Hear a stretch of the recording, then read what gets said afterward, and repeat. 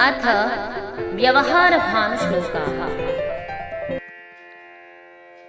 आत्मज्ञानं समारम्भस्तितिक्षा धर्मनित्यता यमर्था नापकर्षन्ति स वै पंडित उच्यते। अर्थात जिसको परमात्मा और जीवात्मा का यथार्थ ज्ञान, जो आलस्य को छोड़कर सदा उद्योगी, सुख दुखादि का सहन, धर्म का नित्य सेवन करने वाला, जिसको कोई पदार्थ धर्म से छुड़ाकर अधर्म की ओर न खींच सके, वह पंडित कहाता है। निषेवते प्रशस्तानि निंदितानि न सेवते अनास्तिकः श्रद्धधान एतत् पंडित लक्षणम्। अर्थात जो सदा प्रशस्त धर्मयुक्त कर्मों का करने और निंदित अधर्मयुक्त कर्मों को कभी न सेवने हारा, न कदापि ईश्वर, वेद और धर्म का विरोधी और परमात्मा, सत्य, विद्या और धर्म में दृढ़ विश्वासी है, वही मनुष्य पंडित के लक्षण युक्त होता है।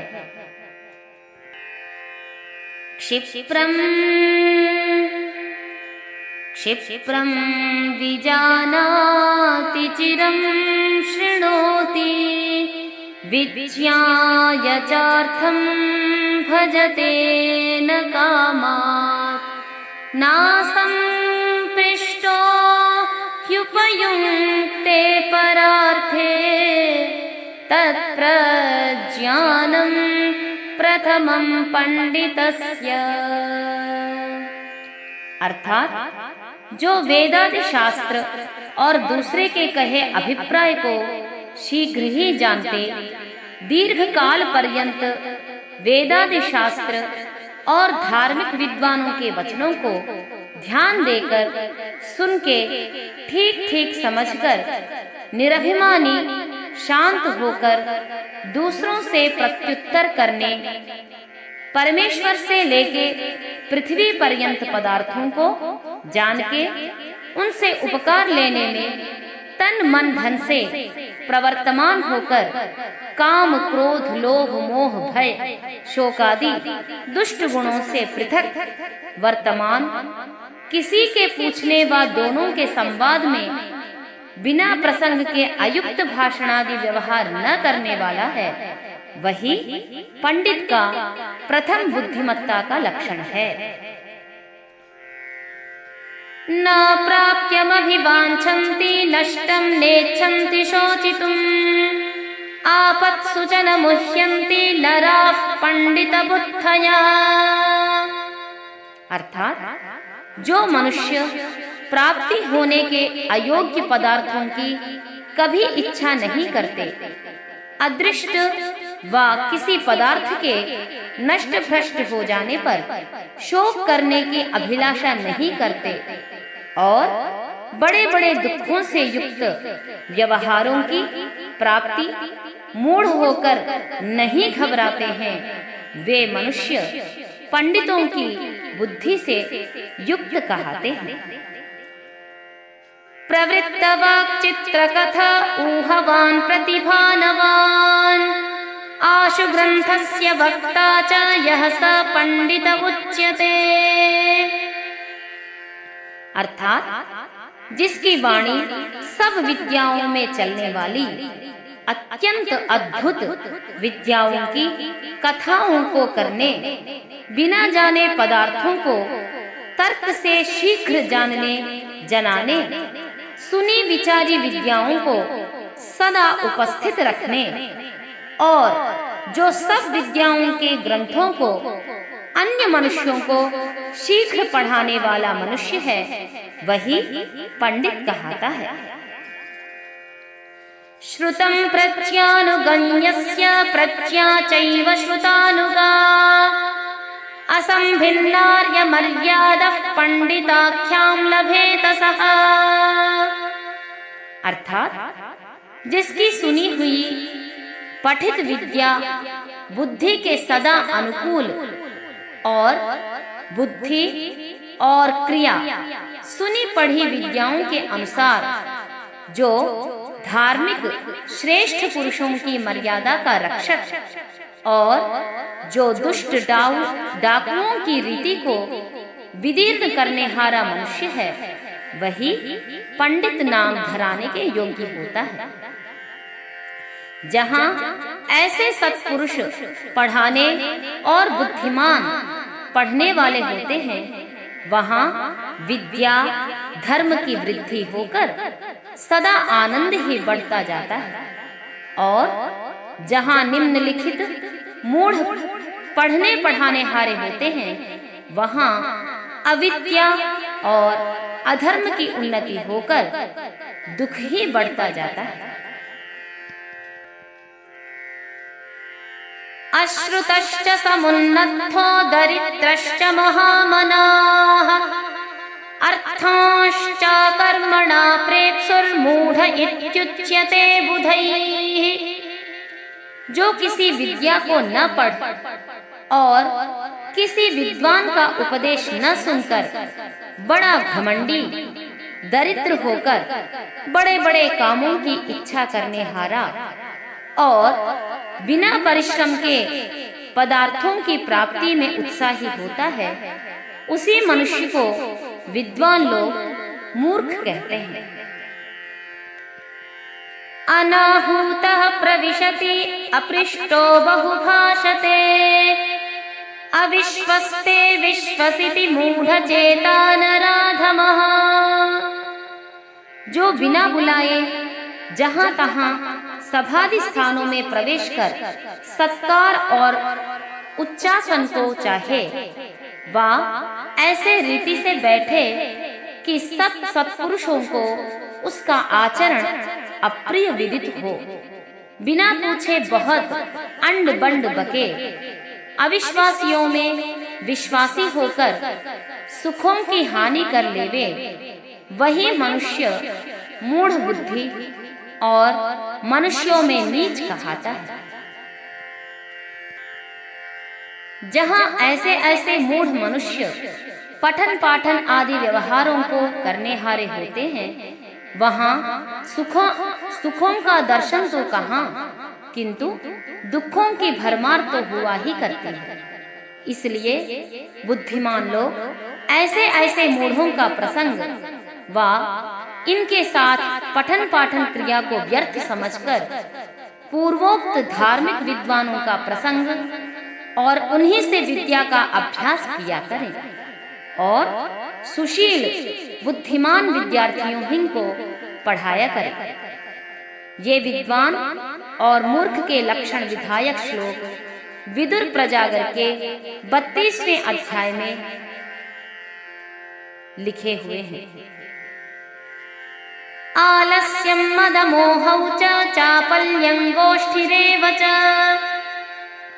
स्तब्धता चाभिमानित्वं तथा त्यागित्वमेव च एते वै सप्त दोषाः स्युः सदा विद्यार्थिनां मताः सुखार्थिनः कुतो विद्या नास्ति विद्यार्थिनः सुखम् सुखार्थी वा त्यजेत् विद्यां विद्यार्थी वा त्यजेत् सुखम्। अर्थात आलस्य नशा करना, मूढ़ता, चपलता, व्यर्थ इधर उधर की अंड बंड बातें करना, जड़ता अर्थात कभी पढ़ना कभी न पढ़ना, अभिमान और लोभ अर्थात लालच, ये 7 विद्यार्थियों के लिए विद्या के विरोधी दोष बताए गए हैं।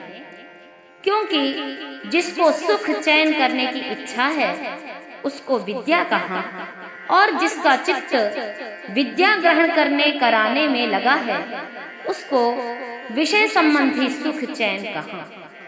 इसलिए विषय सुखार्थी विद्या को छोड़े और विद्यार्थी विषय सुख से अवश्य अलग रहें, नहीं तो परम धर्म रूप विद्या का पढ़ना पढ़ाना कभी नहीं हो सकता। ब्रह्मचर्यस्य च गुणं शृणुत्वं वसुधाधिपा आजन्म मरणाद्यस्तु ब्रह्मचारी भवेदिह न तस्य किञ्चिदप्राप्यमिति विद्धि नराधिपा बह्व्यः कोट्यस्त्रिषीणां च ब्रह्मलोके वसन्त्युता सत्ये रतानां सततं दान्तानामूर्ध्वरेतसाम् ब्रह्मचर्यं दहेत्राजन् सर्वपापान्युपासितम्। अर्थात भीष्म पितामह जी युधिष्ठिर से कहते हैं कि हे राजन, तू ब्रह्मचर्य के गुण सुन। जो मनुष्य इस संसार में जन्म से लेकर मरण पर्यंत ब्रह्मचारी होता है, उसको कोई शुभ गुण अप्राप्य नहीं रहता। ऐसा तू जान कि जिसके प्रताप से अनेक करोड़ों ऋषि ब्रह्मलोक अर्थात सर्वानंद स्वरूप परमात्मा में वास करते और इस लोक में भी अनेक सुखों को प्राप्त होते हैं।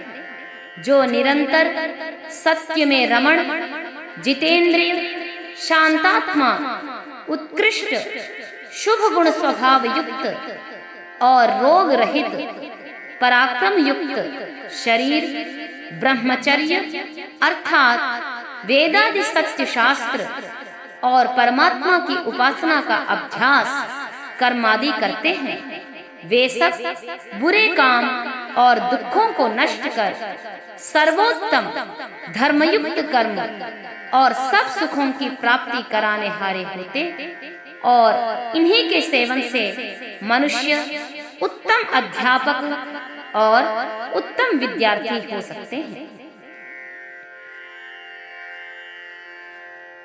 वेदाध्ययन शूराश्च शूराश्चाध्ययने रताः गुरुशुश्रूषया शूराः पितृशुश्रूषया परे मातृशुश्रूषया शूरा भैक्ष्यशूरास्तथा परे अरण्ये गृहवासे च शूराश्चातिथि पूजने। अर्थात जो कोई मनुष्य वेदादि शास्त्रों के पढ़ने पढ़ाने में शूर, जो दुष्टों के दलन और श्रेष्ठों के पालन में शूरवीर अर्थात दृढ़ोत्साही उद्योगी, जो निष्कपट परोपकारक अध्यापकों की सेवा करके शूर, जो अपने जनक की सेवा करके शूर, जो माता की परिचर्या से शूर, जो संन्यास आश्रम से युक्त अतिथि रूप होकर सर्वत्र भ्रमण करके परोपकार करने के लिए भिक्षावृत्ति में शूर, जो वानप्रस्थाश्रम के कर्म और जो गृहाश्रम के व्यवहार में शूर होते हैं, वे ही सब सुखों के लाभ करने कराने में अत्युत्तम होके धन्यवाद के पात्र होते हैं कि जो अपना तन मन धन विद्या और धर्मादि शुभ गुण ग्रहण करने में सदा उपयुक्त करते हैं। सामृतैः पाणिभिर्घ्नन्ति गुरवो न विशोक्षितैः लालनाश्रयिणो दोषास्ताडनाश्रयिणो गुणाः। अर्थात आचार्य लोग अपने विद्यार्थियों को विद्या और सुशिक्षा होने के लिए प्रेम भाव से अपने हाथों से ताड़ना करते हैं, क्योंकि संतान और विद्यार्थियों का जितना लाडन करना है उतना ही उनके लिए बिगाड़, और जितनी ताड़ना करनी है उतना ही उनके लिए सुख लाभ है। परंतु ऐसी ताड़ना न करें कि जिससे अंग भंग व मर्म में लगने से विद्यार्थी लोग यथा को प्राप्त हो जाए।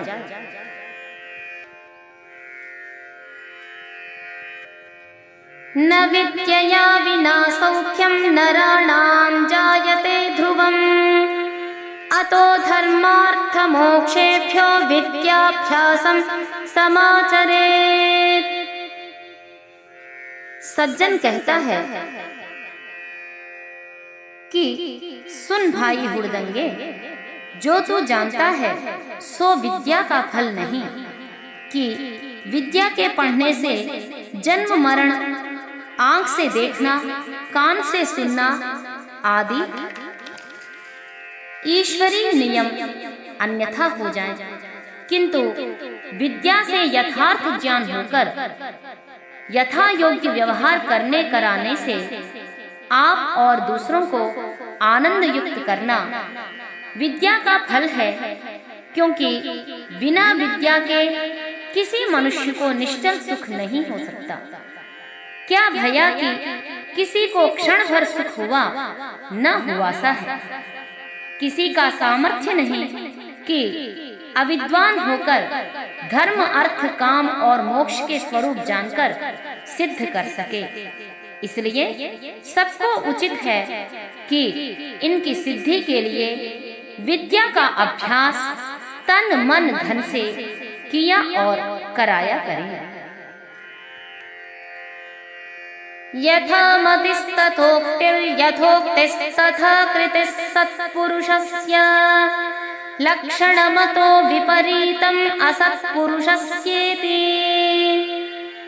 वही सत्पुरुष का लक्षण है कि जैसा आत्मा का ज्ञान वैसा वचन, और जैसा वचन वैसा ही कर्म करना, और जिसका आत्मा से मन, उससे वचन और वचन से विरुद्ध कर्म करना है, वही असत पुरुष का लक्षण है।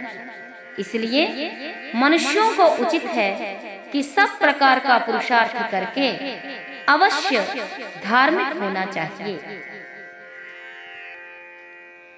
संतुष्टो भार्यया भर्ता, भर्त्रा भार्या तथैव च यस्मिन्नेव कुले नित्यं कल्याणं तत्र वै ध्रुवम्।